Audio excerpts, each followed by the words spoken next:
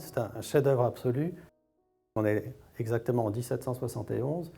On le sait pour une raison très simple, c'est que ce peintre est à Naples pendant une douzaine d'années. Il assiste à 3 éruptions et on sait que c'était celle de 71 pour un problème de topographie et de hauteur, de jet de lave, etc., etc. Vous avez au XVIIIe siècle ce qu'on appelle des védoutistes. Les védoutistes, ce sont des peintres qui représentent des vues de ville.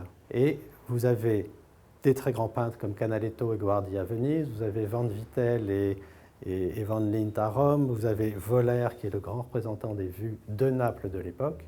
Et le grand principe était que tous les aristocrates au XVIIIe siècle faisaient ce qu'on appelait le grand tour, c'est-à-dire qu'ils partaient de leur Angleterre ou de France, allaient visiter tous les monuments et tous les palais de toutes ces villes italiennes et revenaient, sans être péjoratif, avec une carte postale de l'endroit. Suivant leurs moyens, suivant leur préférence pour une ville ou l'autre, ils revenaient avec la vue de la ville qu'ils avaient visitée. Et donc, si vous vouliez une très belle vue de Naples et du Vésuve, le seul chez qui vous deviez aller, c'était Voller.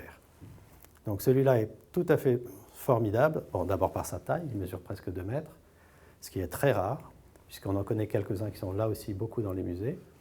Mais vous avez ce contraste qui est merveilleux entre la chaleur incandescente avec ces rouges, oranges, jaunes qui sont à gauche, et le froid, le calme, les bleutés très glaciaux quelque part, si on peut dire ça. Donc là, vous avez un contraste chaud-froid incroyable, et une particularité qui est typique, c'est que le peintre avait d'abord commencé par peindre la lave en fusion qui descendait, et ensuite à rajouter les personnages. Il les a placés plus tard, mais avec le temps, les fonds remontent et donc on s'aperçoit que la lave passe sur le corps des personnages, alors que bon, à l'origine, ce n'était pas comme ça. Il y a un travail de la couleur qui est étonnant. Ah, qui est spectaculaire. Vous avez tous les camailleux de rose, jaune, rouge, orange, avec aussi, là, je ne sais pas si vous pourrez le voir, tous ces dégradés qui vont du rouge au gris-bleu, ce qui est techniquement très difficile et très fragile aussi.